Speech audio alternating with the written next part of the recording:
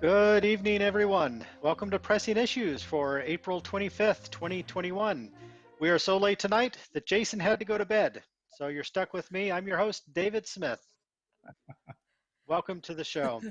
So first, I want to say I apologize for making you do a scavenger hunt to find us. We had to switch streams. We had some technical issues, which I'm sure you're all shocked to hear that. We have a great panel, a great show that's lined up tonight, so let me introduce them. We'll get right into it. First, I'd like to introduce Amy Ricca. Hi, Amy. Hi, everyone. Great, thanks. Also, Emma Cooley. Hello, Emma. Hello, everyone. Good evening. How are we doing? Great. And Mike Barillo. I hope I got that right, Mike. You did great. Hello, everyone. Welcome to the show. Great, thank you. Thanks for being here and thanks for being willing. This is, of course, the show where we go in depth on a couple of key stories that happened during the last week. We got a couple that we're going to look at, but we're going to have to start, unfortunately, at least I was hoping not to have to talk about this ever again, but we have to, the Skyliner. The Skyliner decided to crash into each other last week, and so we're going to spend a few minutes discussing it. Let's talk about first what happened. What we know happened. We know that there was two Skyliners knocked into each other. The report said there was some glass broken. What we found is that this typically happens when they're trying to bring the accessible gondola onto the program. Sometimes they run them too tight together and then they bump into and they have to shut down the system. So we saw this April 22nd. So on the 22nd, the evening, we heard reports that it had been shut down. We saw some pictures from some individuals. Instagram from Next Stop Main Street shared some pictures of that. Disney the next day did release a statement. They did not call it an unexpected downtime. They admitted that there was an incident, but they, fortunately, nobody was on those gondolas when it happened. Fortunately, nobody was hurt. The only thing that happened is some people were delayed on the system for about an hour or so while they worked to get them off of the system. So I'm not sure there's a lot to say about this, but I would like to just get your reactions to, is this something we're going to continue to see? Is this something that people should be concerned about? How do you feel about the Skyliner at this point? I mean, I hope it doesn't happen again. I thought it wasn't going to happen twice. I thought, I thought the first time it happened, that was going to be it. But I mean, Disney technology anyway. But I think what you said, David, about sometimes this happening when there's more gondolas on the line, I think that's a really good point. Like we've been seeing crowds increase because we had spring break and now going into summer as the weather's getting better and more people are getting vaccinated, that people are starting to take their vacations and come back to the parks. So it's very possible that they could have added more gondolas onto the line just to keep that Skyliner traffic moving so people aren't having to wait too long. So I hope that doesn't happen again because, and we will talk about the park pass system later, but we're seeing more park passes booked up, which means more people are coming. So hopefully, I would rather have it take a little more time in line than an hour getting stuck on the system if it means that an accident isn't going to happen again. So anyway. Yeah, I think it's going to happen. I mean, these things are going to happen. And we hear about them now because everybody has, a television production company in their pocket. I mean, these things used to happen all the time and we just didn't know because people were not posting it to Twitter and Instagram. I think this one it doesn't sound like it was a big deal. It sounds like there was nobody in either car. There was some glass shattered. There was a delay and, obviously cleaning it up. But I think this sounds like human error and maybe somebody just put the cars too close to each other. This kind of thing is going to happen. I think that it's an inherent risk to, moving objects, whether it's a car or a Skyliner or whatever it is. I think it's probably going to happen. I don't think it's something to be too concerned about. I mean, what do you guys think? I mean, I wouldn't get on the Skyliner and be worried about this happening. I think it doesn't happen that often and no one was actually involved. Yeah, I think in the scope of incidents, it's a pretty minor incident when two unoccupied vehicles, kind of clank into each other. The one biggest concern I think I have is, Disney's transportation is iconic to the point where it's almost a attraction. And, the monorail, which we see has issues, and now the Skyliner is having some small issues. But I think the Skyliner was the path forward in their transportation plans. And I'm hoping things like this don't give them bad press or cold feet to pull back on those plans and then double down back on buses or something again, because to me, that'd be a shame. Because that would be going away from what they've, spent the last 50 years developing with their transportation. Yeah, and I mean, I think that just also goes. Oh, go ahead, David. I was going to say that absolutely makes sense. So, but go ahead, Emma, please.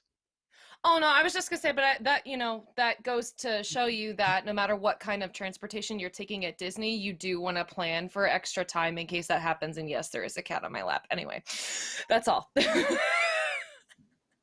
Your cat's going to attract my two. Well, I have 3 cats, but I have 2 black ones. So Aww. they're all going to like feel your cat in the room and come over. Yeah, I think what you said is right. These things have always happened. If you look back to the old Skyliner systems in the parks, when those were still available, I'm sure they had carts that would crash into each other in the station as they were trying to load and unload. It's not unusual. Those were just happened to not have glass in them. They were sturdier. So if they did bump into each other, you didn't have any real issues. But I don't know that those ever bumped into each other. The way that the old ones were set up like ski lifts, I mean, I used to ski like crazy, and ski lifts didn't do that. So I think it has something to do with the way that they're locked or not locked into the line. I mean, it's a different system. So I mean, those would fail and you'd be stuck up there for hours, but they didn't crash into each other. Okay. Yeah, I mean, it definitely seems to be related to the way they bring on the accessible unit into the path with everybody else, right? So you're probably right, Amy, that they didn't have separate accessible units in the old Skyliner. So I imagine what's going to come out of this is just a couple of procedure changes. They're probably going to change their process for how they load those particular units onto the line, and it might mean that you're going to see more stoppages during the trip, which is fine. I think everybody's willing to stop for 30 seconds and then go rather than be stuck for an hour trying to deal with them running into each other. So like I said, I didn't think there's a whole lot to talk about with that specifically, but I did want to just use the opportunity to kind of do what is the state of Walt Disney World Transportation right now? We know the monorails are aging. We know that they're being kind of refurbished. I mean, they're having cosmetic work done on them. We know that buses continue to be a thing. We're seeing some, again, cosmetic things done to buses. There's still talk about, revitalizing the bus fleet. But what is, in your mind, how does the quality of Disney transportation compare now to, let's say, a year ago, 2 years ago, 5 years ago? Is it better? Is it the same? I think it's. I would say it's gone down because the monorail's not running. Over the last 6 or 8 years, even when both monorail tracks were running, the schedule was so helter-skelter and hectic. And I love riding the monorail, but if I had someplace to be, that wasn't where I went. It was more of a luxury. Okay, I got time. I'm going to jump on it. I'm going to ride around the resort loop. If I needed to get back to the parking lot, like years. Yeah. Yes, years, decades ago. It used to be. Right. And now if I need to get to the parking lot, I'm jumping on the boat. I'm taking the ferry boat. I mean, it's 10 times more reliable to get me back to the parking lot if I've got to be somewhere. Oh yeah, easily. I mean, when I went in January, and I mean, we're not close to Florida, I guess, by any means, but close enough that with enough drivers, we can do the long drive down there. So, that's exactly what we did on our long vacation. And one time we did end up driving to Magic Kingdom instead of taking the bus, and same thing. It was a much shorter line for the boat. It's higher capacity. It's about the same amount of time. So why wouldn't you? And I mean, as far as like where transportation is now, because I guess we do have to like take in the Skyliner into consideration, I would say at best it's the same. If not, it has gotten worse. Yeah. Because if you think about it, and like this is coming from a DVC perspective a little bit. So if you want to hear more things about DVC, watch last week's in case you missed it. Anyway, but there's like a certain way that the buses are run, and especially at the DVC resorts, and they kind of messed with that and changed it, how they're dispatching them, or at least they were testing a new way of doing that in January, and it completely just made the bus experience miserable, which if you stay at Old Key West or Saratoga Springs or Coronado Springs or anywhere where you have to take a bus to get anywhere else, it just doesn't, it makes that transportation experience like really not so great. Now the Skyliner is super convenient. I am lucky to have not gotten stuck on the Skyliner, knock on wood. So I think, that's really made a positive. And I think the boats are always great. Like I love taking the boat over to Disney Springs. Again, I love taking that ferry boat to Magic Kingdom if I happen to be at the TTC.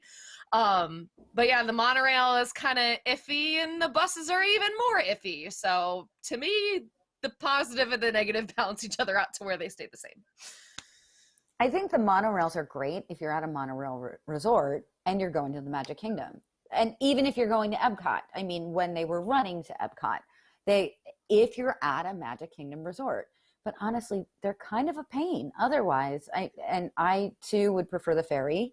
And for going, I mean, the times and the rare times I've stayed at a monorail resort, I've rented a car and driven to Animal Kingdom, and I've driven to Hollywood Studios because it's so much more efficient. And my significant other does not like being in crowds of people on buses, and he gets really cranky. And the last thing I want to do at Disney is to make him cranky. So we just rent a car. The Skyliner, to me, it's more of a novelty. It's not as much of a transportation mechanism as it is a cool thing to do. It's not really efficient. It's not quick. I mean, the Friendship boats take quicker. They're quicker than the Skyliner. So I don't know that I would call that an efficient transportation medium. They're cool, well, and I think they're great, but right. It's well, now you can walk too. Way. You can walk from any of those resorts. It's not just the Contemporary anymore. So like monorail's gotta step it up, or they gotta open up the Epcot line to really make it worthwhile. And I mean, I love it. I'm nostalgic for it, absolutely. But why haven't they opened that yet?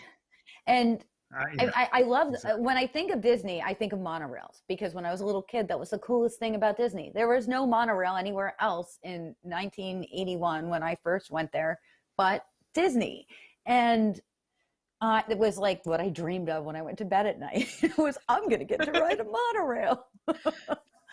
So I feel like they need to do more than just make them look nicer and not smell so bad. They need to really, get them up with the proper technology for the now, and not Tomorrowland in 1976. We need to upgrade this. Just consistency. I mean, how many times over the last few years, was the monorails were running from, pre-park to 10 o'clock, and then during the middle of the day, they're shut down, and then they come back online, and then they're done at 9 o'clock at night, so. Well, and when you have a park that you have to take transportation to from the TTC, you can't get there unless you take you can't walk across the water. Yep. You need to take, it's a long walk to there from the Polynesian. But they got to do something about that, because you can't get to the Magic Kingdom without taking either a boat or a monorail, and it's not real efficient right now. And like I said, I don't. Do they not look at it as, like I said, and it's much more than a transportation means. I mean, people talk about, hey, I have to do this on my every 3-year, 4-year trip because that's our magical thing. And one of those things, I'm sure, is getting on that monorail, going through the Contemporary, coming to the Magic Kingdom and getting off. I mean, that's something that you don't experience anywhere else. And that's probably a huge, step for a lot of people's, entry into, hey, this is our trip, kicking it off. So.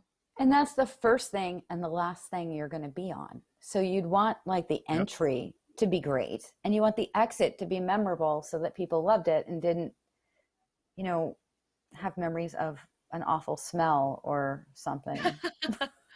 Well, I don't know why, but we can't see. Oh, there's David. Yay, he's back. He's back. My More dog was technical barking issues. in the room, so I had to go walk over and let her in. But Oh. to your point about the role transportation plays, I mean, I think that's really important. That that is part of that Disney experience. As soon as you come in the gate, you park. If you're driving in, you get out of your car and then you take a Disney transportation to the park at the Magic Kingdom. And right now, to your point, that path from TTC to Magic Kingdom is 100% boat, because the monorail is just so inefficient at getting you over there. It's quicker, and I think what we're seeing now, at least personally, is that if we have to be someplace on a schedule, we find it more efficient to use Lyft or Uber from the pickup locations and the drop-off locations, because that is much more reliable in terms of the timing it takes.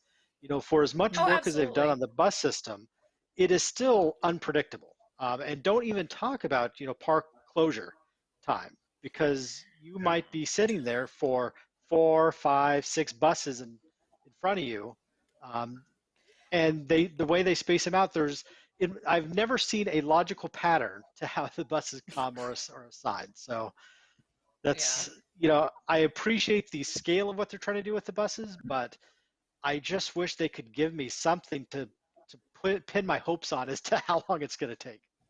Yeah, ending my July day at Magic Kingdom on a bus with 60 sweaty, smelly people, going back to my resort that's just to me, not magical when I have a way to do it some other way. So.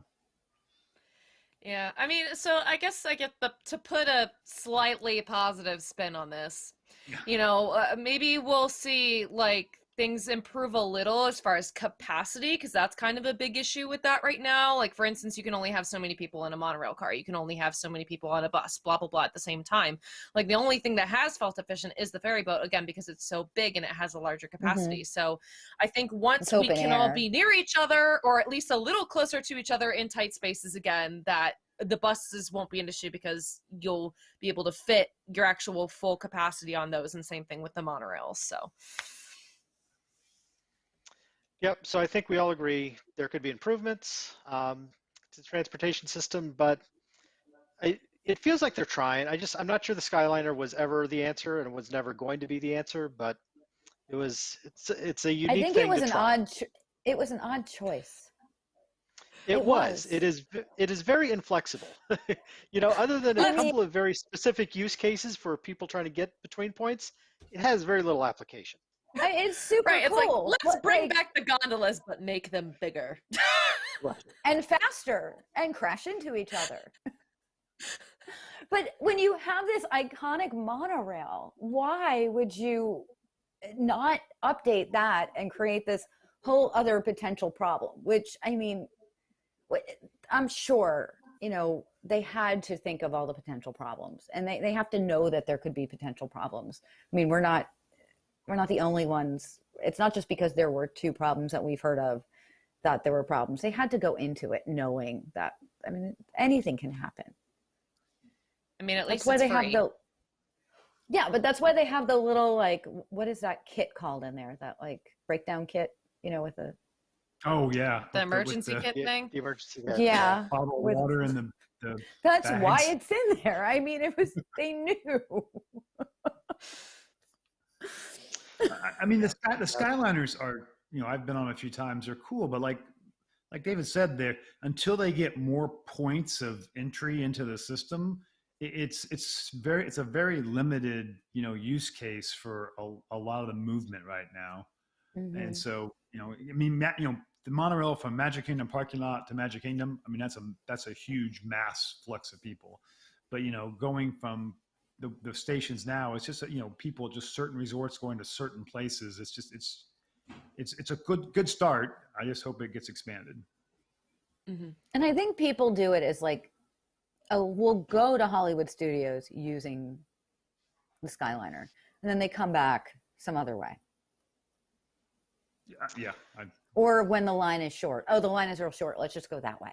Mm-hmm. I don't know that it's a primary means of transportation. And maybe it wasn't meant to be. Maybe it was just meant to take some of the pressure off the buses and the friendship boats. And well, kind of, but here's here's the other thing. The friendship boats are back, but also, again, if you're staying at any of those Epcot resorts, or at least, like Beach Club, Yacht Club, you can walk to studios. Yes, you can. Yes, it's You long, can. but let me tell you, especially when Rise of the Resistance, you had to be in the park to get a boarding group, because this is when I was staying at Beach Club when that was still a thing.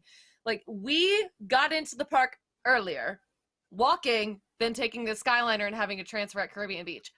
So, I mean, not much of a problem now that you have to get up before the park opens to get your boarding group, at least for round 1 of the day. So it's not as essential to be there at park open unless, you want shorter lines for the one of the bigger rides. But I mean, it's yeah, it's I think great. it's more difficult, but I think it's more difficult for families with small children too to walk there.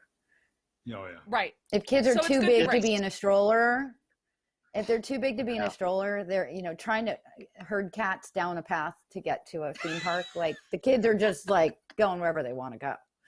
It's a much easier walk in the morning than it is in the evening. So yeah, that is true. Yeah. So I mean, that's a good compromise. But the question I have concerned about will the Epcot monorail come back? What is getting broken on it while it sits there? Is that something anyone has thought about? Like, I am very concerned. I am not convinced that the Epcot monorail is coming back. Yeah, I'm not either. Because I don't understand why it's not open now, and if they do intend to bring it back, why haven't they started now doing that? So that's what makes me concerned. I don't know if they're satisfied with it being how it is. Is this going to be another Disneyland PeopleMover situation where we're just going to see the track for decades with nothing? As long as they don't put rocket rods on it or anything, but. Everyone in the chat, say it with me, because money. Yeah. I mean, they exactly already, right. again, this kind of brings in another thing that kind of happened this week, is that Disney is hiring part-time people for different positions. So it's like a good thing that they are calling back more people and hiring again. That's great to see, even if it's only part-time. So I guess there is hope, but again, there probably is a lot of maintenance work that has to be done before it's even functional and safe. And we already know how the maintenance budget is going. The fact that the PeopleMover took this long to fix and it just opened today, we all know how that's going to go. So it might be a slow trudge, but I think it'll come back. Yeah, I mean, the Epcot. I'm just concerned about what's happening. Go ahead. I'm sorry. I was just saying, the Epcot monorail loop is probably my favorite monorail ride. There's been times when I used to travel to Orlando monthly for business, and sometimes my pass was expired in between trips, and I would go and ride the Epcot loop over because it goes through the park and everything, and then ride it back, and then jump on the other loop and do the resort loop and do some drinks or dinner or something. And again, it was a great, it was a far above a transportation mode at that point. Yeah. But I'm like you, there's a lot of things out there that aren't back that could be back, and it has to be just an operational budget thing. It's just, it's not something we have to have, and we can save money. So we're just going to let it sit until we have to. My concern is letting something sit means, more maintenance and more problems. That could be a problem. Right. Yep. Which is what happened with the PeopleMover. Exactly. Spectral magic. Supposed to come back at some point. The question I have on the monorail system, and this, if I put my operations hat on, right, from a corporate viewpoint, if they had replaced it when the monorail was at its end of life 10 years ago, they would have had 10 years of ROI, return on investment, since then. Lower maintenance costs, better throughput of people, all the benefits that come from replacing your aging system with a brand new system. Higher guest satisfaction. Yeah, all that they would have had 10 years of that. Now, that's not to say that they would have gotten the full return on that investment, but they would be a decade into it with probably another 5 to 8 years before they got to that, theoretical break-even point. So why why didn't they do that 10 years ago? That would have been the time to do it. But so this is where an example where I think short-term financial thinking is really kind of hurting their bottom line in many ways. And Well, go ahead, Amy. I think they Go ahead. decided to invest in the Skyliner instead. And again, I don't have a problem with the Skyliner. I just don't understand why that's a priority over an iconic monorail.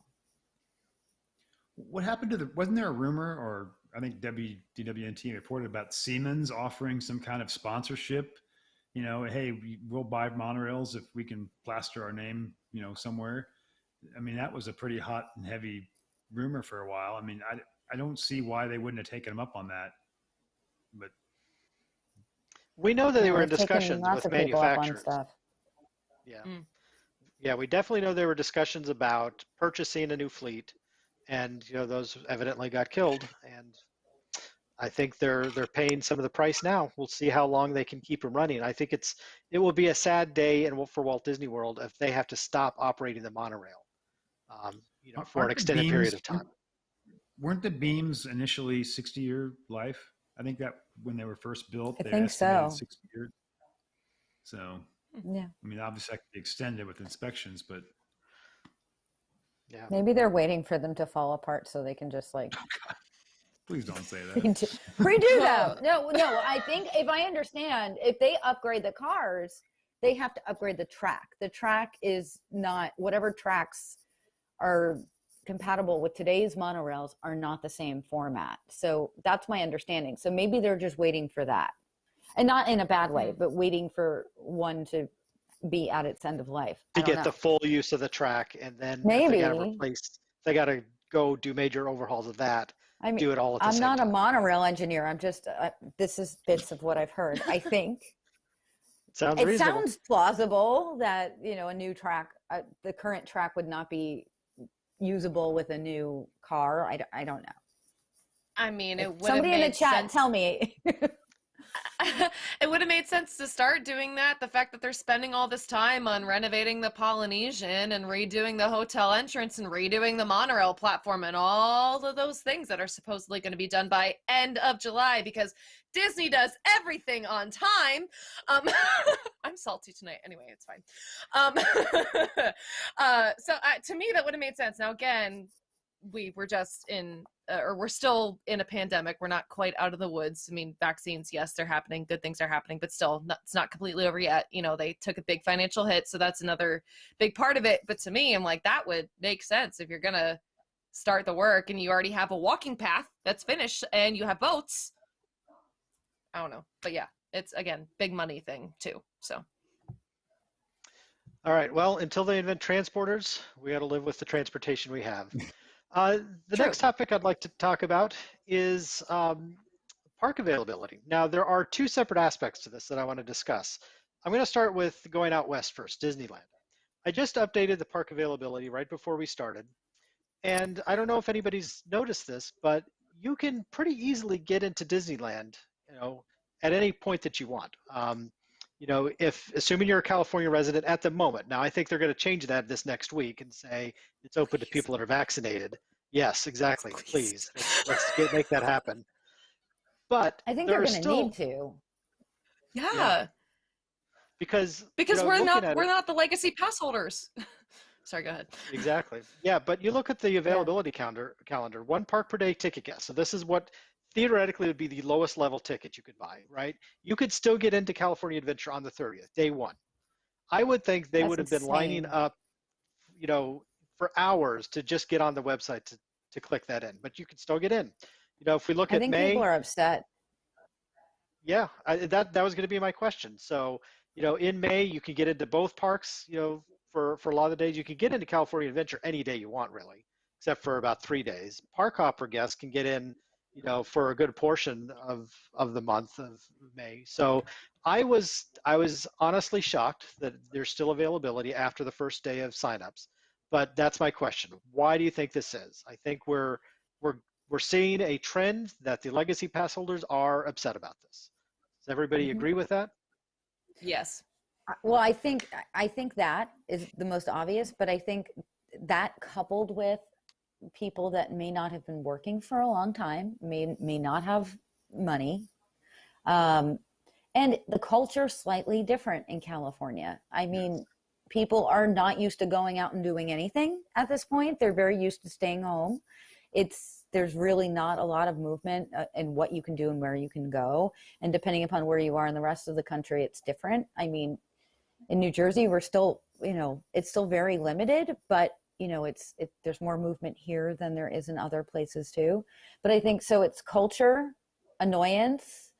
Why not even just being annoyed, but when you were buying an annual pass and now you're looking at buying a day pass, because money to the person, that doesn't make any sense. I agree. And they haven't announced.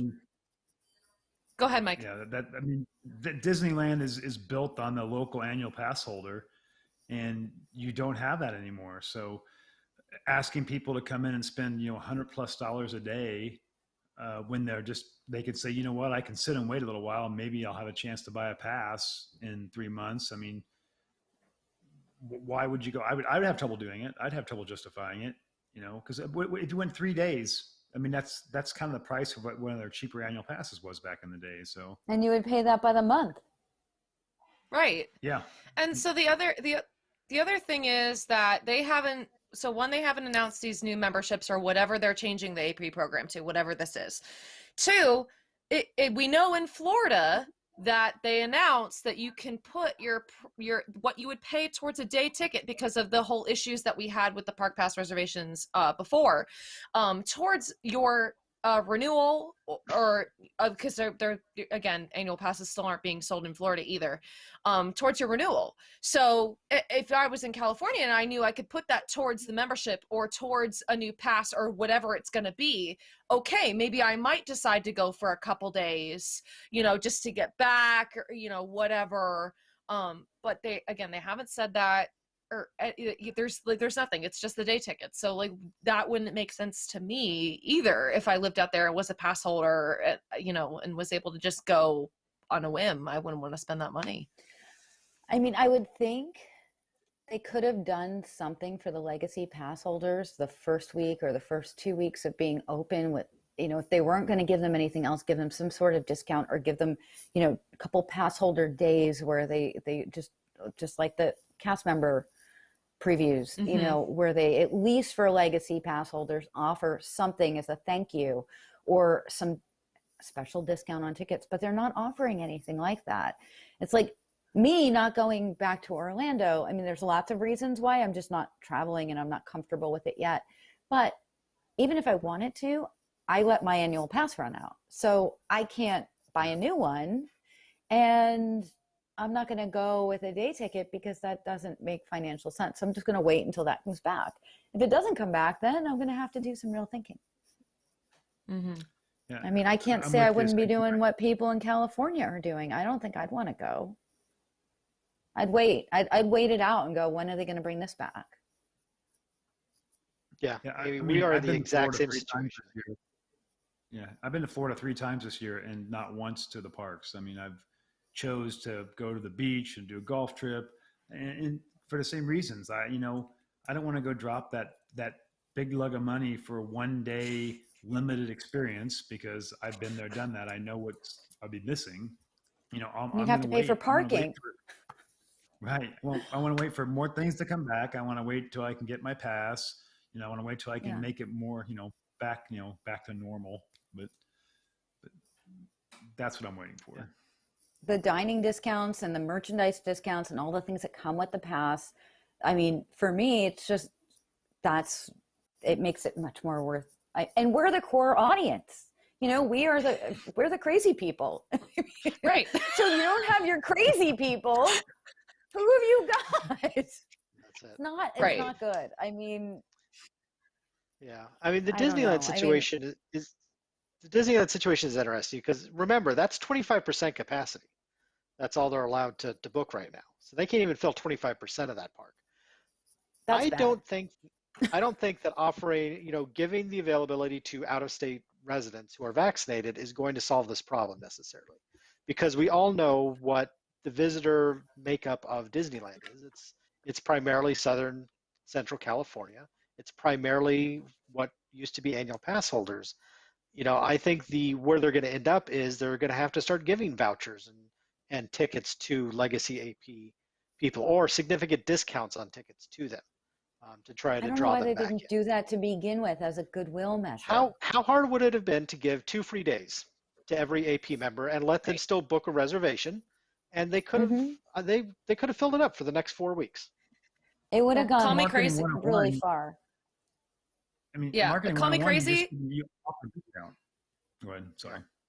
No, it's okay. I was gonna say and again, they wouldn't have known this, hindsight is 2020, haha. But I think Touch of Disney having that event hurt them, because all these people spent these money on these tickets for this special event and went multiple times. So, which is, if not, I'm pretty sure if you went more than once, that's more than just one ticket for a day ticket, right? Because it was 75 for each thing. Yeah, 75. And that included food. Right. Well, a voucher towards food. Right. It included something. Yeah. Right. Something. And then to, you spend that money already, because you didn't know when the parks were going to open. Now you're going to have to spend more money just to go for one day and not get the same perks that you did for the event. Like that to me. And again, they didn't know that they were going to be able to reopen and that things were going to go well and things were going to change.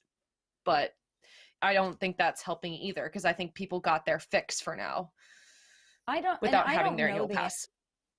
I don't know the answer to this question, but it did occur to me. I don't know what the demographic is or was for people that were pass holders, like the majority of pass holders. I mean, there's obviously, higher end people, there's lower end people. I don't know what the middle of the road is, but if the middle of the road is largely blue collar people that, work in restaurants and work on tips. And I mean, if they've been impacted more by the economic downturn, that's going to contribute to this too. So if they've got, obviously the people that are more on the higher income stream and people that are on the lower income stream, the higher income stream will still come. Lower income stream won't, and middle of the road, I mean, could just be irritated. I had heard years ago that Disneyland's annual pass, like a huge majority of them were monthly payment, and that's why people were clamoring. So it was very affordable. Right. Yeah, so very affordable for people to do. Right, which is why I love the universal one. Because you could be out of state and have a monthly payment plan, which is why I still have it. It is great. Exactly. Anyway. No, it's universal. It's no brainer. Definitely a better deal to do the annual pass. Yep. But yeah, I just think they've alienated these people that are not necessarily in a position to pay for a ticket. It's a pricey ticket. There's no doubt about that. So let's look at the reverse of this coin. Moving to the West Coast to Walt Disney World, we have the opposite issue. If we look at the availability calendars for late April, early May, theoretically this is supposed to be after the spring break groups were gone. Mm-hmm. So early May is typically I don't want to call it a slow period, but you didn't have the spring break rush. So first 2 weeks of May for theme park ticket holders, gone. Actually, first 18 days of May. Then you got limited availability for the rest of the month. Hotel resorts, same thing. Annual passes. Oh, look at that. Annual passes do have a bunch of availability in May that aren't booked. So how do we account for this? What do we think is going on? Why can I, who's going to Walt Disney World on May 4th, not get into any of the parks, even if I wanted to buy a ticket? I think Amy hit on the head with the culture thing. I think the culture thing, like you said, California's culture right now is a little more sheltered, more cautious, and Florida has been, in a good track for quite a while, and it's the vacation hotspot of the United States right now. So you've got a mass amount of people traveling there. They feel safe traveling there. Then, if you look at numbers, their numbers are better than most places as far as, if you want to look at the pandemic numbers. I think that's driving a lot of people to, hey, yeah, I'll go to Florida. Everything's open. I can go. I can get my value. Why not? Oh yeah, that's exactly what we did. Let me tell you, this was the greatest thing about June last year.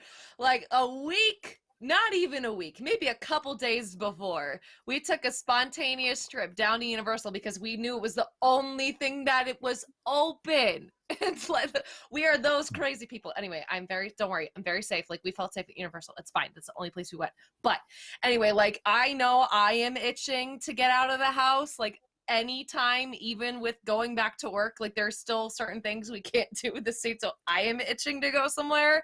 So of course people are going to be like flocking to take vacations. And I mean, yes, spring break is done, but like colleges are getting out for the semester because a lot of them didn't do their spring breaks, so their semesters are ending That's earlier. true, yeah. You have just and again, like maybe the people who know that May is a slower time, like they thought, oh, let's avoid spring break and go a little later if they were rebooking their trips. So, and I don't know why. I guess maybe they opened up more annual pass holder things, but that doesn't make any sense to me. Because normally it would be the opposite. That's a good point. That some schools colleges skip their spring break because they didn't want the kids going anywhere, so they just skipped over it and ended. So they're ending the first or second week of May. I didn't even think of that, but that's a really good point. That's possible. So let me share something that Jason shared with me when we talked about this topic earlier in the day. So he is down there right now. That's why he's not here. So Jason's in the parks right now. And he said that when he looked at the crowds, so, he's looking at the number of people in the park, not necessarily the reservations available. So he said that basically Epcot, 6 p.m. Saturday, so last night, festival time. So, typically on a weekend, you get super long lines at the food booths. It's a crazy place to be, typically. He said it was not what he would call crowded. There were no park passes in advance of this, for weeks ahead of time. No park passes available for Epcot. The food lines, no more than 10 people. So it didn't feel crowded to him. It didn't feel like park passes had been gone for weeks. So this makes him think, well, maybe it's not so much that more people are going, maybe it's that more people are booking reservations and not using them. And so if we look at how they use their pools and how they release those pools, annual passes really get access to all three pools. So if you have an annual pass, you can pull from the other pools. Now they don't show that on the reservation site, right? But that's how they limit the numbers of each type. So, theme park tickets have a certain number, select resort hotels have another pool that they're from, and then annual passes can go from any of those. So that's why you usually see annual passes be the last one to get filled up. I have a thought on this though. Yeah, go ahead. Could it be that annual pass holders make a reservation at a park so that they can eat there and they just go to eat and leave? Could that be? Even worse than that, I think they're making reservations at the park. They're making reservations at the park and never bothering to show up because there is no penalty to have a reservation. There is no system that Disney has to say that if you don't show up at X number of times, you don't get to make reservations for the next month. So therefore, you can also show up to stop at a store, buy something, and leave. I mean, I do that. I'm not normal, but I mean, there could be other people that do that, or they're going to a restaurant in Epcot and they eat and they leave, so you don't see them in the food lines. Am I just thinking that everybody's like me and they're just not like me? I mean, I think it's very possible. I was local, I would do that. Oh yeah. Me too. But so, I mean, the reservation system is like every other system. You put it out there and people game it. I mean, there's been whole podcasts about, bump and running reservations, overlapping hotel reservations for fast passes. Every time there's been a system rolled out, there's a whole army of internet people going out there to tell you how to game it. And the park reservation, we know Disney's IT is about as mature as, who knows, my kid's high school, computer class. That's crazy. But, until they find a way to either penalize or to stop it, the behavior is going to continue, and you're going to find more and more people out there telling you, hey, do this, do that. Hey, you can game it this way. So it's human nature, and they allow it with their inability to control it. And we saw Disney take a step today. Go ahead, Amy. I think you have some thoughts on this. I was shocked once. It doesn't work anymore, so I can say this now. And I wasn't trying to game anything when I did it. Swear. I made a reservation at Doubletree, which was a Good Neighbor. And then I found a better deal at something that was not a Good Neighbor. So I switched and I canceled it, and Disney never got the memo that I canceled it. So I got all the magic hours because they didn't know that I wasn't staying there. And it doesn't work anymore because I tried it subsequently and it doesn't work. So you can't do it anymore. But the thing is, I wasn't even trying. And I was like, oh, they still think we're there. So, I mean, we got all the benefits of it. Well, so that was the other, that was the other issue. So, and I've told these stories multiple times, so I won't retell them again because I've told them on this show. But after the whole fiasco that we had in August and having to possibly stay an extra night because of car issues, we had to adjust our January trip in order to have points in case we needed to, switch our nights. But the park passes, those reservations still stayed there. They did not delete themselves from the system.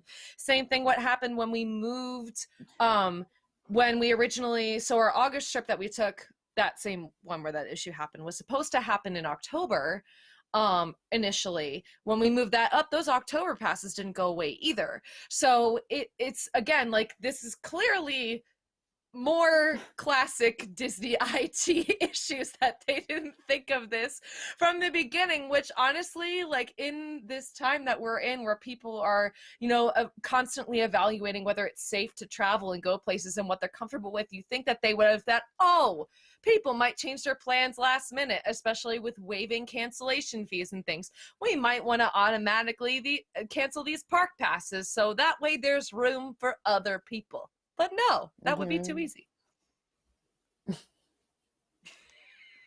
Yep. You're asking for a lot. That would make too much sense. I mean, it's still true that you can you can still, I mean, I don't know. You can't do it now because there's no fast pass. But I mean, you could still, if there were fast pass in theory, make an on-site reservation, either Good Neighbor or not, and do all your fast passes, with the staying on property timeline, which is different from everybody else's timeline, whether you have an annual pass or not. And then the day before you leave, cancel that reservation for on property and go with wherever you were going to stay anyway, but still have the benefit of getting the on property fast passes, because those do not go away. And I don't think there's any way that they could have figured out how to catch up with that. I think they closed that loop. You obviously can't do that now. Yeah, they closed that. That's a big one. So what happens then? Does your fast pass go away? It does, yeah. It does. Even though you have even if you have park passes or an annual pass? Well, so that's what happened in our March trip. I mean, everything was kind of canceled out of the system, but yeah, we didn't have to cancel the fast passes. Once we changed it, fast passes were gone. Yeah. Okay. So the fast passes were connected to the on-site reservation. Mm-hmm. Okay. Correct. Yeah. That happened to me. I had a reservation with a group outing and made fast passes with the group, and I had to fix the reservation, and the agent must have unbooked me and rebooked me. Oh, and I showed up, with the group, and I'm like, oh, I have no fast passes, and I didn't realize it. And it turns out that they made good on it, but I didn't realize that until as in the park the first day. Yeah. So the loophole that they did just close was, if you made reservations for dates, got a park reservation, and then changed the dates of that reservation to another time, you would still have those old park reservations. So now they just went through and cleaned out all the reservations that aren't specifically tied to a current stay or ticket. Okay. If that makes sense. So I think they're seeing the problem. They understand that there is an issue, but I don't think that's going to be that's the real source of the problem. The other theory that I heard. Go ahead, Mike. I was going to say real quick. Do you think they're clearing them out manually, or they've got the system where you can't do it anymore? You know what I mean? Are they just going and say every 3 weeks we're going to go out there and do a big delete, or do you think they've Probably. actually fixed the system so when you move I something, think they've it actually? I think they've gone through and deleted, and I think they've now built in that you can't, that, Okay. when you change your reservation dates, you don't keep those initial reservations. Okay. But So it is the more other like the theory I fast pass heard, system. yes, exactly. The other theory I've heard, and this is completely unsubstantiated, so this is absolute rumor, is that we're seeing cheer and dance groups come back, and they're holding a bunch of reservations across this time period for those groups, so that those groups can go into the parks. Whether that's enough to make an impact, I don't know. I But mean, that's- it That that's could does. be. That could be. Those are like, have you seen like how crazy? Oh, Like, have you seen I either have, Universal yes. or? Oh my lordy, jeez! And let me tell you, I was in one of those groups, not cheer or dance, but like, if you've ever taken a school music whatever trip, it's a whole production. It's a lot, and then you multiply like one school by however many are there to compete. So I'm sure it has a hit on capacity. But as far as money things, that is a very good thing for Disney to have those people coming back, because in the slower seasons and in the spring, that is like that's their consistent group of people that are coming, because it's this time, like March, April, May, when those competitions are happening. So as someone who used to do competitive dance, thank God I don't do it anymore. Anyway. Good deal. So that's a possibility. I will tell you my frustration. So this is now, I'm going to be selfish and complain about my own personal situation. We are going down there in May. We don't have annual passes anymore because we let them run out, and our plan was to renew them last year, but we mistimed that one poorly. So we don't have annual passes. We weren't going to go to Disney at all, just because the same thing as we saw in California. It's a lot of money for 4 people to just do 2 days in the parks. We broke down when we finally bought them because my wife wants to go to Flower and Garden, which is great. However, we're trying to get park reservations, right? Not a lot available. But the system won't let us buy a 2-day park, 2-day ticket, because there aren't 2 days consecutively that the parks are available. Now it's available on a Monday and a Wednesday, which is probably what we'd end up going anyway. But because it's not available Monday and Tuesday, it won't let us buy the ticket for those days. Oh my gosh. So there's something in the logic there. Did you try calling? That's what we're going to have to do. See if they can help us out. But as far It as the seems online like something system they for could do purchasing on the phone. Yeah. you would think so, right? But, Well, you would think we'll that try. the online system would allow it, but the online system isn't smart. Well, I thought they fixed that, or like, didn't they adjust how those day tickets work? Like, you have 3 days to use like 2 days of That's what we thought. tickets. Yeah, so I Yeah. guess maybe again a Disney IT issue. They changed that in their policy, but didn't fix it in the park pass reservation system. Yep. So I think the answer is bring back annual passes to Disneyland, cut out annual passes at Walt Disney World, or at least reduce them, so they stop taking our park reservations, or Well, they're allow trying people to to. start buying new ones. Yeah. Well, let us buy new ones. I mean, if you know what, exactly. if they, even though I'm not ready to go yet, if they started selling them tomorrow, I would buy one tomorrow just to make sure I had it, because we would like, not have 4 having it annual is passes weird. from our house. Yeah. Not Exactly. having it feels weird, because it's not like I can just go anytime I want. It's kind of like not having a passport. Like, I never use it, but I want to have it. Well, even No, even I'm if with you you. have it, It's you're been- not. Oh, go ahead, Mike. No, I was gonna say I'm with you. It feels weird not having one. I've had one for so long, and that's like, now it's like I have a poor sad expired one laying here on my desk. But I mean, even I if you still have have a Beyond sad without expired annual one passes. in my wallet. It's not doing anything. It's not going to get me anywhere, but it's there. I mean, even if you have it, though, again, park pass reservation system, hot mess. You still might not be able to go anyway. Yeah, who knows? Okay, so we're going to take a quick break, and when we come back, we're going to talk about the new Tinkerbell meet and greet test that happened out west.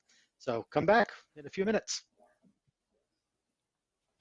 Hi everyone, I'm Cosmic Chris Reed, inviting you to join my co-hosts and I every Monday at 9 p.m. Eastern on WDWNT Entertainment as we chat Disney Park memories, food, and Imagineer our own attractions, restaurants, hotels, and more. Share your stories with us in the YouTube chat. Cosmic Read Live, every Monday night at 9 p.m. Eastern on WDWNT Entertainment.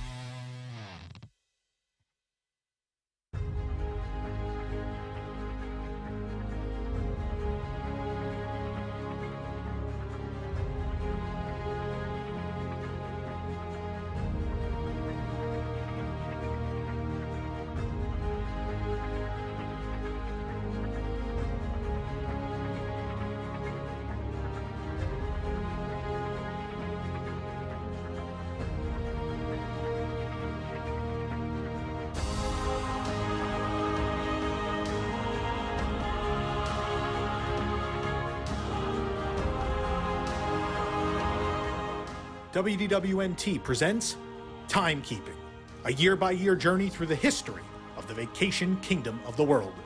Join us for the premiere Tuesdays at 10 p.m. Eastern or watch on demand anytime on the WDW News Today YouTube channel.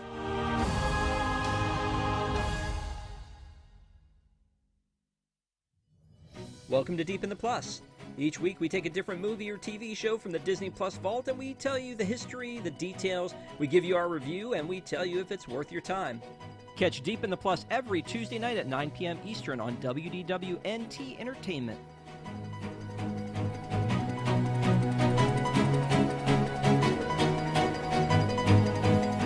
From WDWNT, the worldwide leader in Disney Parks news, this is Park Center. Each week we pick the top 7 stories in Disney Parks news from around the globe, and the panel and I break down, discuss, and debate what they mean for us, the fans. From the latest announcements to openings and delays to scandals and snacks and merchandise and more, we cover it all in 30 minutes. So join us every Wednesday night at 9 p.m. Eastern on youtube.com/WDWNT and watch episodes on demand anytime. Or subscribe to the audio version of the show on your favorite podcast app.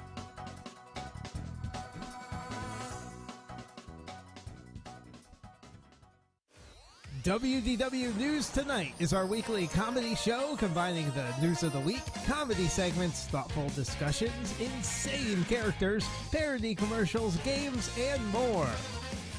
Watch live on Thursdays at 9 p.m. and become a WIGS member to get access to a bonus post show.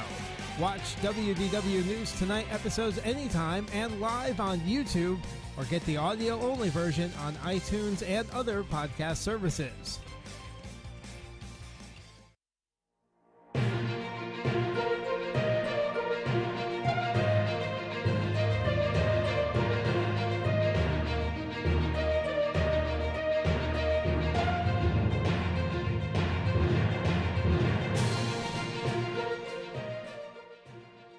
Welcome back, everyone. Thanks for sticking with us.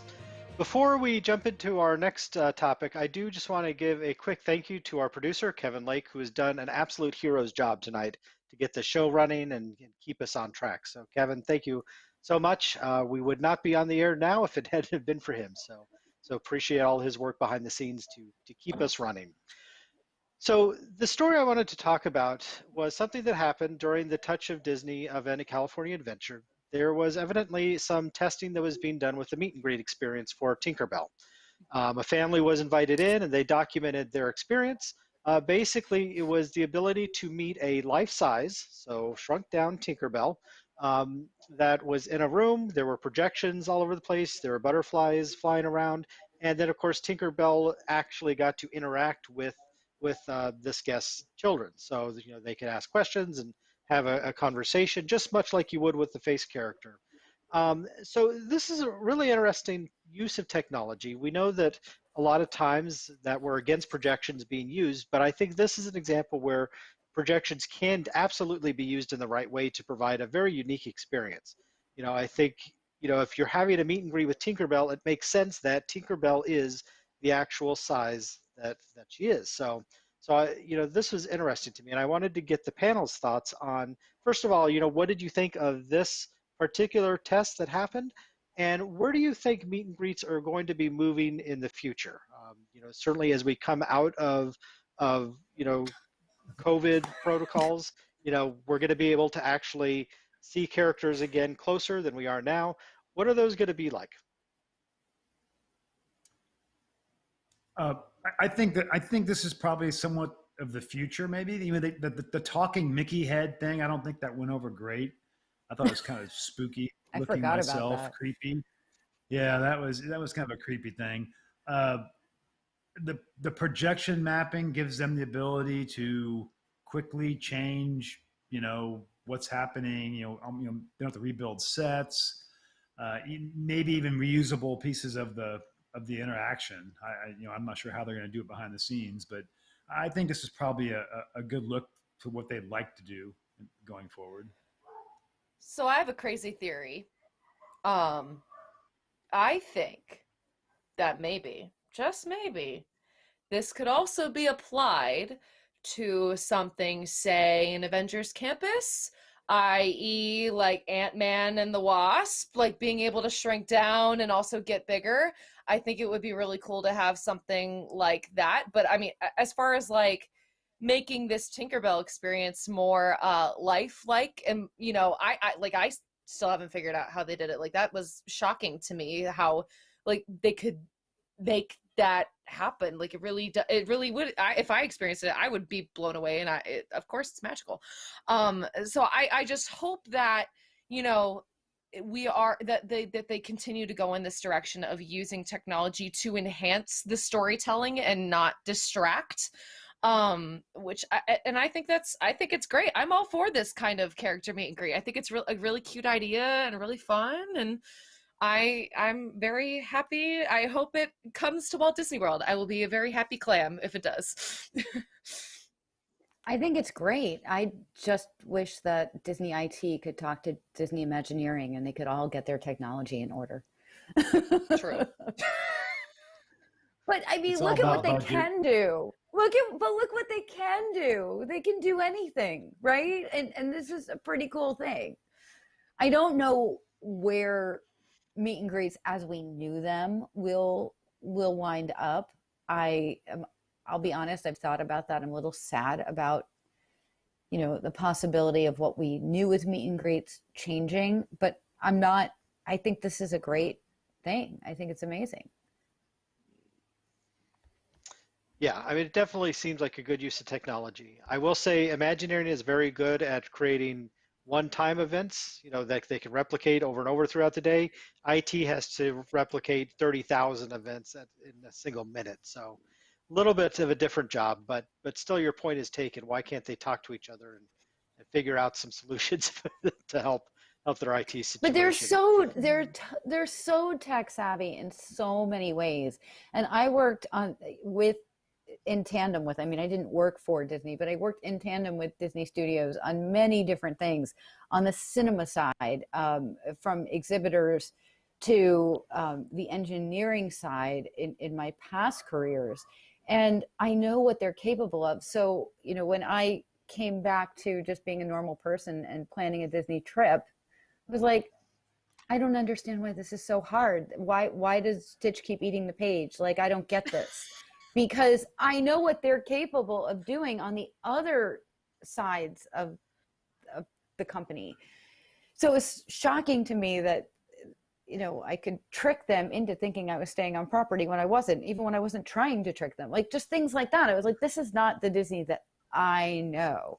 So I just wish that they could all get the tech going in the right direction, because I know that they can, they just don't. We could have a very long and a very boring show about why don't they apply their creative processes to their other areas of the business, but it's an excellent question. Back to the meet and greet. I think we're all happy to see them. I think that the thing with the meet and greets is they don't have to do massive improvements to them to make people excited. Small incremental improvements in them are great, because the meeting Mickey experience has basically been the same for the last 50 to 70 years. Yes, the costume has gotten better. We did that experiment with the talking Mickey, and it wasn't quite real. You're getting close to the uncanny valley there with that one. So that's why they took it back, I think. But just small improvements that they can make along the way are going to be great because people are going to be accepting of that. They're accepting now of a character who doesn't say a thing, and motions everything, saying hi to you. So, if any little elements that you can add of interaction are going to be, just applauded and, definitely, um, appreciated by the guests. So that's where I think they should really focus is how can they make those small improvements to the experience. Now, this Tinkerbell one, I think is a pretty big leap, in that experience. I'm still waiting for the life-size Monstro meet and greet. We'll see how that goes. But I think if we could see more like this, they're moving in the right direction with this technology. So I think aside from technology, a really cool thing that they used to do that we don't get as much. I mean, they get it. Well, they did get it more in Disneyland than we do in Orlando, but just a really cool thing is not having to plan ahead for a meet and greet and book a time and stand in a line and just come across a character. That is magic. I didn't even know this was possible, but we were just walking through Magic Kingdom one day and there was a small group of people around someone, and my boyfriend goes, "Who is that over there in the blue?" And I went, "Fairy godmother. Oh my God, it's fairy godmother." And I cried and she hugged me. And this was a year and a half ago. So I am 46 years old and I was crying to fairy godmother because I didn't even know it was possible to meet fairy godmother. I still think about that and am amazed that that happened. And that's the kind of thing that's just magic, and there wasn't a long line because no one knew she was there. It was like 5 people and in a corner. And maybe this happens all the time. I've just never seen it. Things like that. I don't think it cool. happens very often. And I love those environmental, I'll call them ad hoc experiences where they just, they pop up, the pop-up character experience. Those are great. Now, I understand you can't do them with all characters. You could not walk Mickey down Main Street. No, not anymore. You used to. But used to, yeah, exactly. But for some characters, let's get them out in the street. Let's get them walking around. I think that adds to the atmosphere, of your different lands. Right. Like, for instance, not to harp on Galaxy's Edge, because I feel like we always go back to it at some point. But, that was the cool thing about having Rey and Vi and Chewie and Kylo Ren and the Stormtroopers was them roaming around the land. It's great that actually we still get to see them. At least there are places where they can be distanced and safe and, work safely, being far enough away from the guests. But I really hope that there's a day when they can come back and actually be a part of the land. Cause at least to me, it doesn't really feel like, I could tell by the sounds and some of the things that I'm in a Star Wars universe, but the characters and when they were testing those roaming droids, that's when it really made it feel that way. So kind of speaking to that a little more, I really loved last time I went to Epcot seeing Joy, over by the Imagination Pavilion, seeing Winnie the Pooh over by the Imagination Pavilion, just these spontaneous that was very surprises. Cool. Yeah, surprises and delights, as Tom says, that Disney used to do that they haven't been doing as much anymore.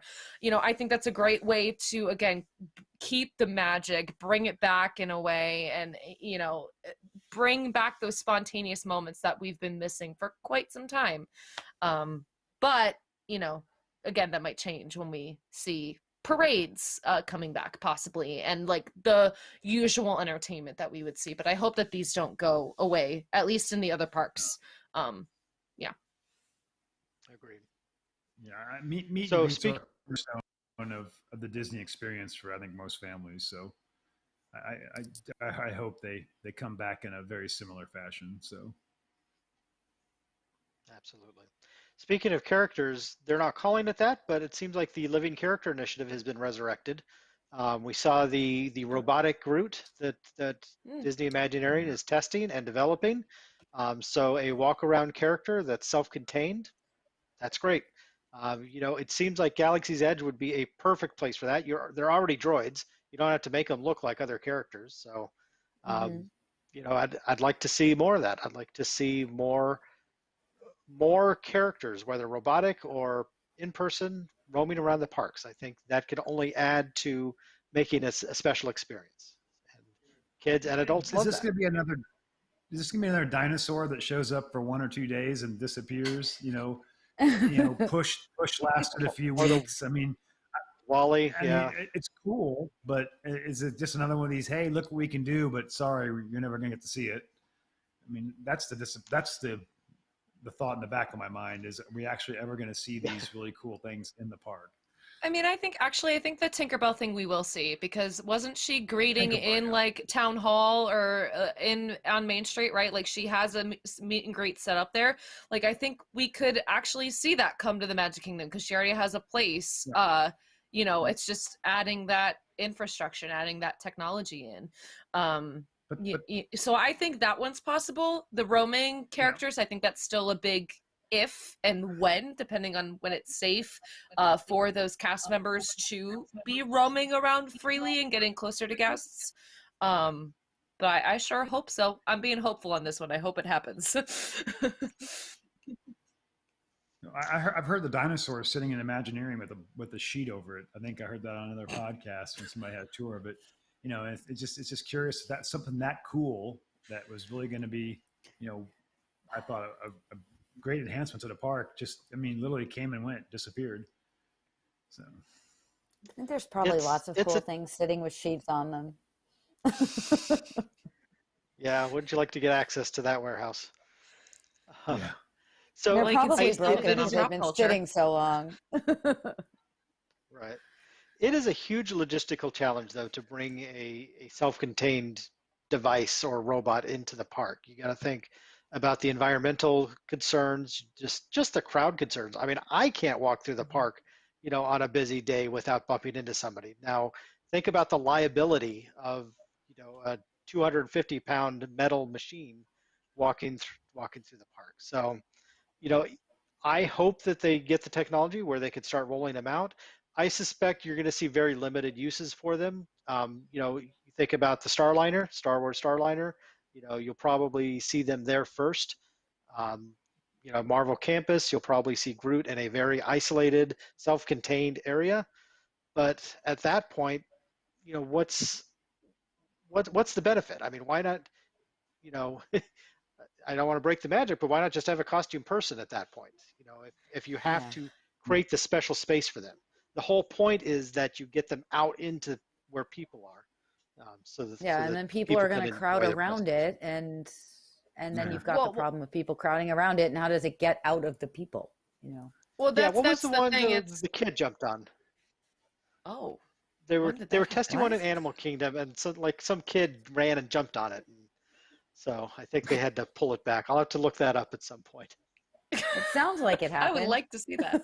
I would like to see that article. That sounds hilarious. And it doesn't surprise me, but that's the kind of problem. It's like having a Roomba in the house with cats. I mean, it's gonna get attacked. Yes, it does. Oh my God. Anyway, I don't have a Roomba. I can only just imagine if I tried, it would not work. It doesn't. Anyway, what were we talking about? I got distracted. So I remember what I was gonna say. Character attendants. That's right. So it's not just the thing itself, it's also the character attendants that go with them. Also being able to be close to people again. I don't think we're quite in a place yet. We haven't reached herd immunity, so we can't really be together as we were before yet. So I think it's just a matter of time when we'll see those things testing in that way again. That's right. Okay, so we're now coming up onto the last 20 minutes, 23 minutes of our show. So we're going to put the positive filter on the show now. So this is something we tried last time. We'll try it again. I'd like for the next 20-something minutes, just talk about positive stories. So I'd like to kind of go around the panel and have each of you share some story that happened recently. Doesn't have to be in the last week. It could be in the last 2 years for that matter. Just what's a story that brought you joy? What made you happy to hear? Let's start with Emma. Ladies first. Happy things. Okay. I think I told this one last time in a post show. So I'm going to tell a different one.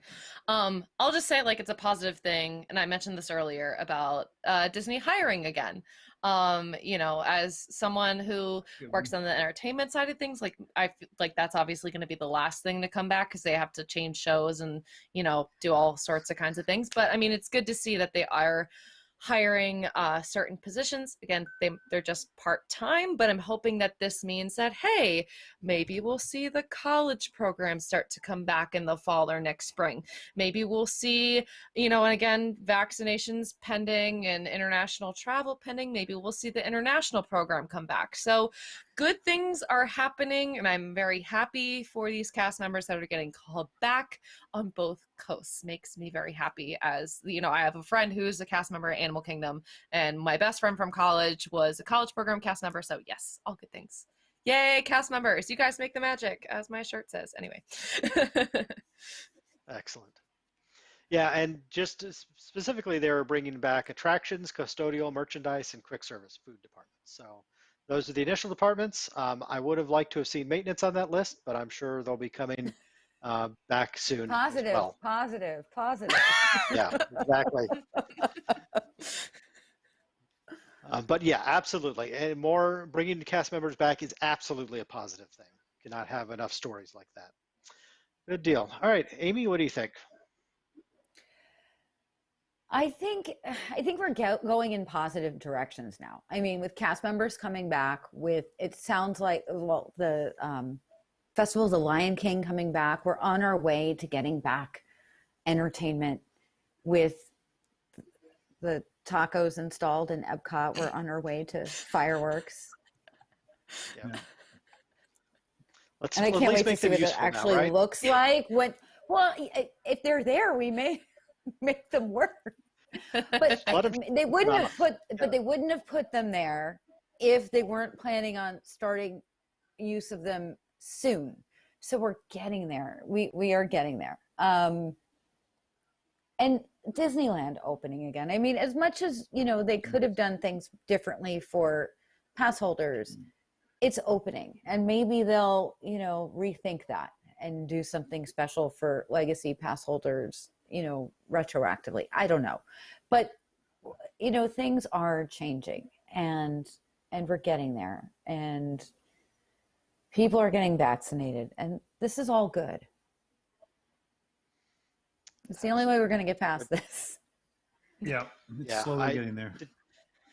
Definitely tune into the network next week. We know it's opening on the 30th. So, you know, the next show on the 2nd, I'm sure we'll have a major topic about the Disneyland reopening. And I think that's going to be very impressive. So stay tuned for that. So my positive one is a little different. And it's positive, I promise. So when they first painted the castle, Cinderella's castle, I was like very underwhelmed. I thought it was a little gaudy. And I was kind of like, this is a cheap way to celebrate the 50th.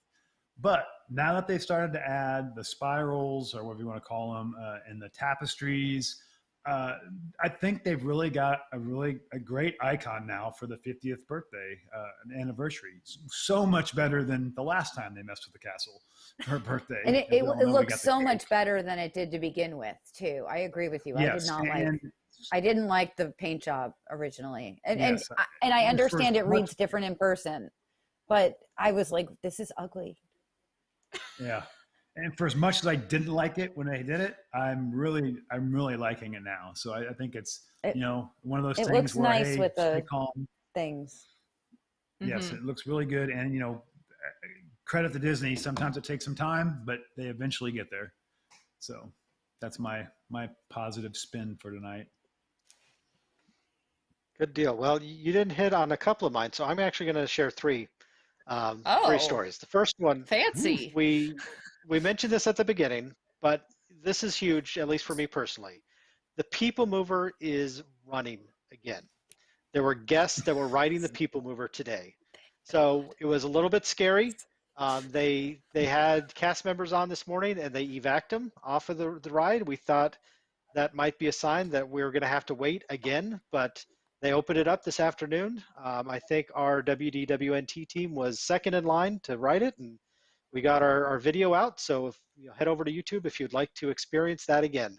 You know, it's nice to see that attraction back after all the many months and over a year that it was out. It is back in motion again with people on it. So that was great to see. On that evac, I tend to think it was probably just a test and a drill, just so everybody knew what they'd have to do. But in any case, it's running. So good. Go head over to our YouTube. Yeah, that's what I'm hoping. And no one has heard anything bad happening today, right? It was fine all day, wasn't it? As far as I know, yep. So I'll have to check in with our reporters. That keeps it positive. See what's in. So, that's right. The next one, I just want to just mention the new name tags for the Disneyland cast members. It says bringing back the magic. So they're all getting new name tags. Oh no. I think that just speaks to what a huge event it is for Disneyland to reopen. You know, it's the park that's been closed the longest. You know, because of Paris is still closed, but it was open for a time. Tokyo, fingers crossed, is still open at the moment. You know, hopefully it stays open. But Disneyland was closed the longest of the parks. It's of course the original park, so for me it holds a special place. That's the park I grew up in. So to see it open and to see that acknowledged by the cast members and the new name tags they're getting that says that phrase, I thought that was awesome. So that was my second one, and I got to find my third one here. I lost it on my screen. Come on, where are you? See, the problem is we've published so many stories that if I leave the page and come back, there's like 6 stories in front of the one I was trying to.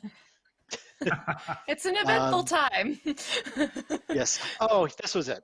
New cruise ship, the Disney Wish. Yes. Preview is happening next week. We've started to get some images. We got some of the concept art for the Grand Ballroom. I'm a person that enjoys cruising. I don't know if my wife will want to cruise immediately in the near future, but we'll see if we can get her on the boat, especially one of the new ones. So glad to see that is progressing with the new ship. We know that the UK cruises are still being planned.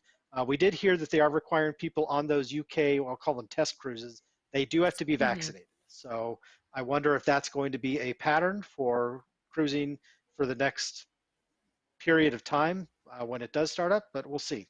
But it sounds like the cruise business is still moving forward. That would be very nice to see. So I tried to book a cruise for like a year from now, and I was told absolutely not. We have to wait and see. They're not taking any. Yeah. Yeah. Well, we had. Well, no. They're taking reservations. My significant other just said he's not doing it yet. So even though it's like a year away, year and a half away, it's like no, don't do that now. Don't do that now. Yeah. So, but they'll take the reservation because I made it and then I had to cancel it. Right. Okay. Well, sorry, but yeah. So we had the WDWNT cruise that was canceled. That was last August. August, and then we had coming up in this August we had an Alaska cruise for just my family that we also canceled out. So it'll be nice to see the ships running again, if they can do it safely. That's the main thing. Make sure people can cruise safely. So those were my positive things. I think there's a lot going on right now that we could be positive about. We still have some frustrations with how Disney does some things, but overall, I think things are improving. Not in all the areas we want, but in the main areas where we can enjoy the parks more fully.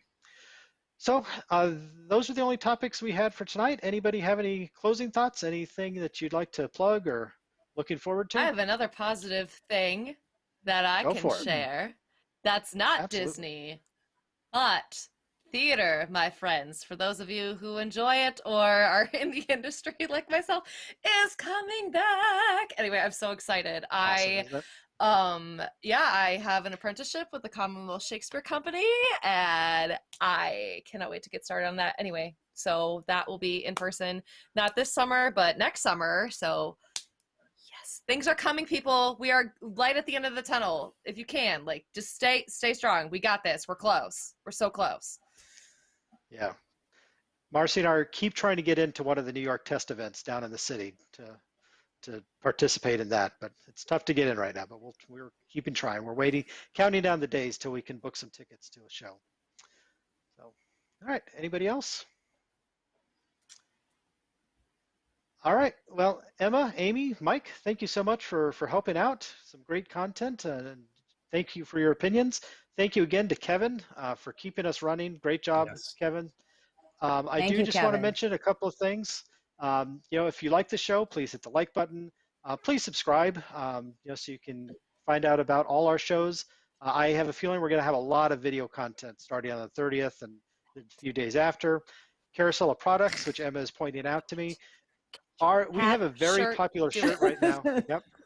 A very popular shirt is the Let's Get Naughty shirt for the Nautilus. We've got a lot of tweets about that shirt. So go grab those before those are out. A lot of other products are on Carousel of Progress. Carousel of Products, not Carousel of Progress. Carousel of Products. So that's going to wrap it up. Thank you, everyone. Jason will be back next week. Looking forward to it. Good night, everyone. Bye. Good night. Bye.